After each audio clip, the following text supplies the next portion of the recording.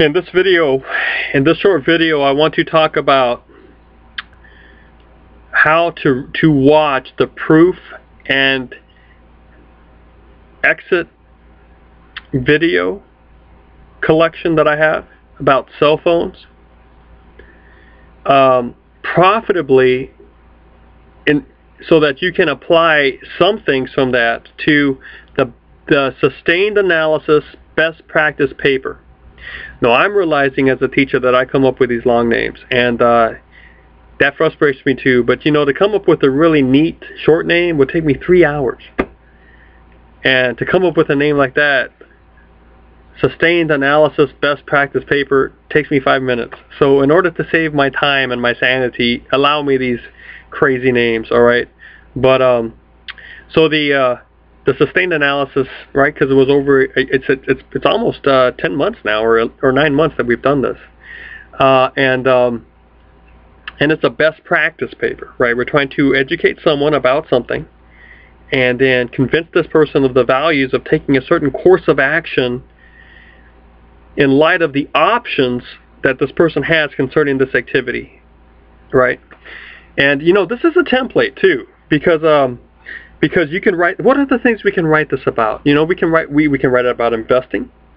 We can write it about nutrition. We can write it about health and wellness in general. We can write it about education. We can write it about health practices. Oh, I said the health and we can write it about let's see, leadership techniques. We can write it about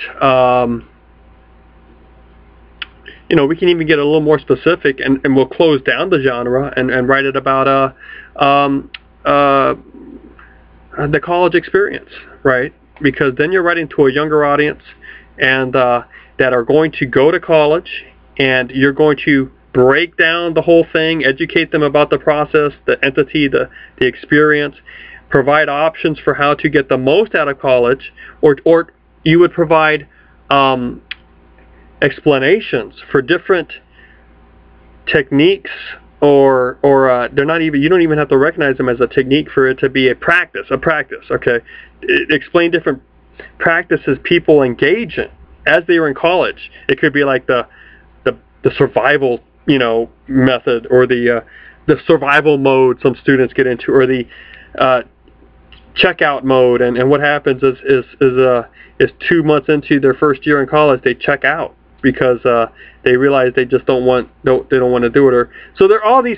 There's the hyper mode. You know, you get a student that is convinced that he has to get everything out, and so this guy is like joining all the clubs and taking 20 hours and okay. So you know, this best practice thing can actually be a template for a lot of different types of writing. All right, and but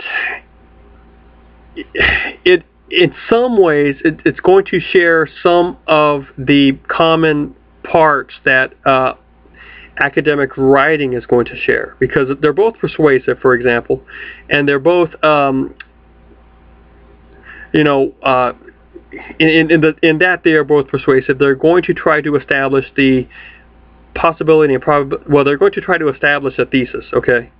And then they need to unpack that thesis, explain it with data, logic, explanation, you know, testimony, source work, that sort of thing. And in that way, okay, when you watch the videos for you know, the proof and exit sections, those videos are actually made for students that are engaged in an academic research paper that is not a best practice paper. But how they can be profitable to you is if you sit back and think, look, a lot of this best practice paper has been so far just bringing people up to speed in terms of the nuts and bolts of the thing, and then describing the different types of practices that are out there. But now it's time, toward the end, you say, you know, it's time for me to pick the best practice, okay? Now, whichever one you pick is going to be, in a sense, your thesis, All right. Now, it's not going. It doesn't have to be. There are some crucial ways this is different from what might be presented in those videos. One, we're not too concerned about an academic contribution here, a unique contribution, because we're just trying to give helpful advice, and the advice may have been given in other ways, but you know, good advice is it can stand to be given again in different terms, with different examples and that sort of thing. You know, the same basic good advice. So, you know, someone may have already come up with this best practice of yours, and we're not too concerned about, like, you know, a unique contribution here. Although I do have to admit that if you are to seek this as a professional publication, you do need to have, you know, check what other people have written about it, just so that you can be knowledgeable about their contributions, and not at the very least not submit to the same publishers that they have. But anyway,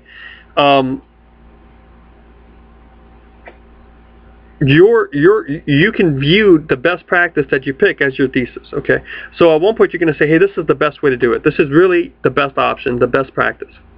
Now then you got to sit back and say, well, you know, why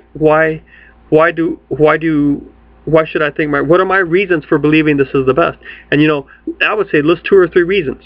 I mean, if you want to pre-draft this, pre-write it, just say, look, what's my best practice? After I've gone through these options, which one would I recommend? Which one would I do? Write it out, and then just ask yourself, now why am I drawn to this? Why are my reasons? What are my reasons for this? And just list 3 reasons why you think that's the best, or 4. And then that would be the supporting points that you would use. Those would be the supporting points you would use to establish your thesis. So that, in that sense, you would have the proof section. Okay, so you put your thesis up there, and then you have those 3 reasons listed out. Okay, now in that would be kind of, if you were to actually write those 3 or 4 reasons out just in one sentence each and put them all together with the thesis, that would be like a thesis and a schematic section. But then when you take a breath, and in the next couple of paragraphs you actually explain your reasons. Okay, so there's a difference between just listing your reasons under your thesis. I mean, that could be like 5 sentences altogether. And then right after that, unpacking each one and developing each one, and each one of those lines in that little 5-sentence paragraph turns into a paragraph of its own, with quotes and statistics and definitions and reasoning and whatever sort of proof or support you're going to try to use. That's where what I'm calling the proof happens. Okay, that's how you expand it. And then once you do that, then you got to close the paper, right? So those exit strategies in that video set can help you think about how to close this paper. So although it's not a strict crossover, right? I mean, I'm talking in the proof and the exit videos about a thesis I'm trying to establish concerning cell phones. The actual concept of picking a main point to establish, elaborating and articulating the reasons for that main point, developing those reasons, and in developing those reasons, the main point becomes established, and then exiting the paper. That's the profitable part that you can glean from those videos. And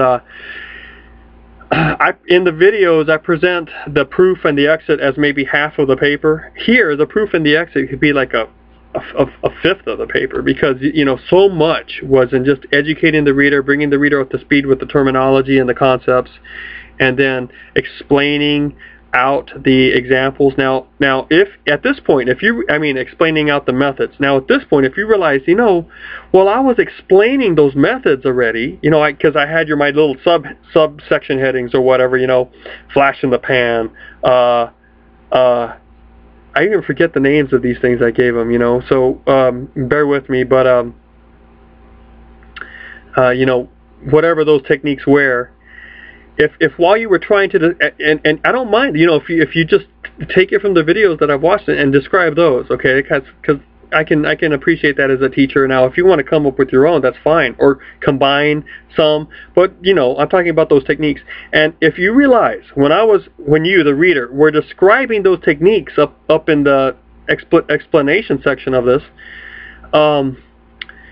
you actually started making valuative claims or normative claims. Now, what I mean by normative claims are when you started saying things like, well, this is the best practice, or this is what you should do. Or if you were describing like short selling, okay, because that is a technique. You just have to have a certain amount of money, and you have to be willing to learn how to ask your broker, or get your, not your broker, but get the management, the administration team of that online broker shop to actually work with you to set up a short sale, and you have to fill out a contract and all that sort of thing.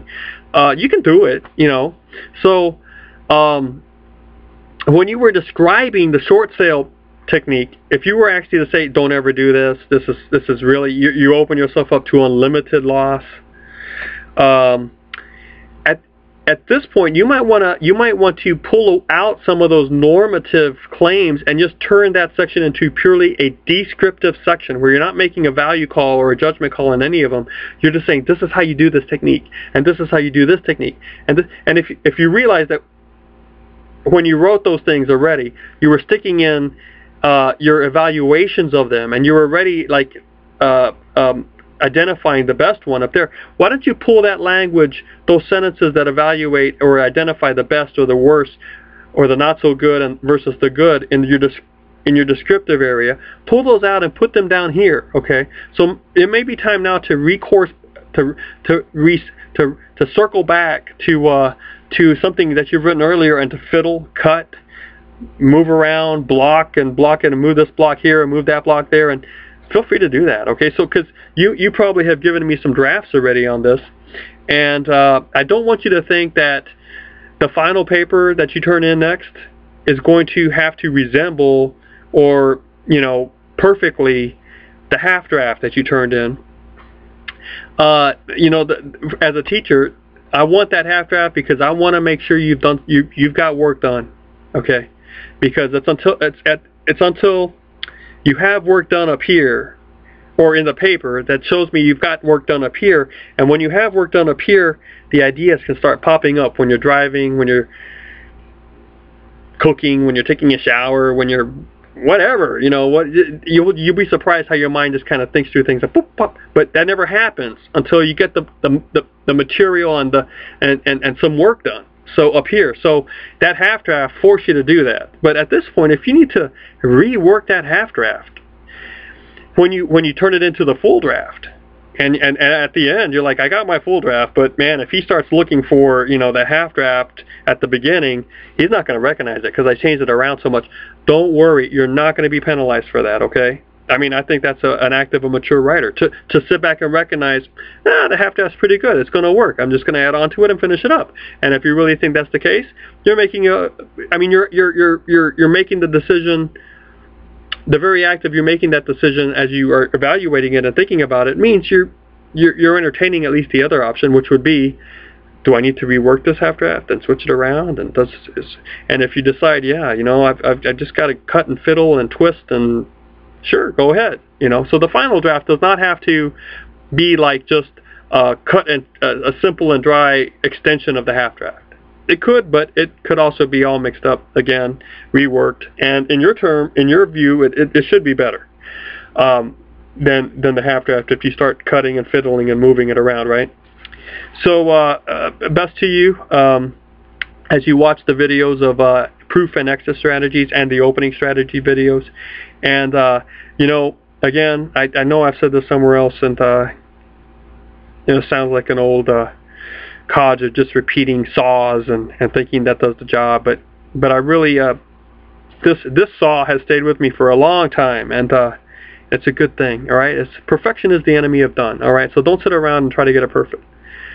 Try to get it close, but you know, don't try to get it perfect. And good luck to you.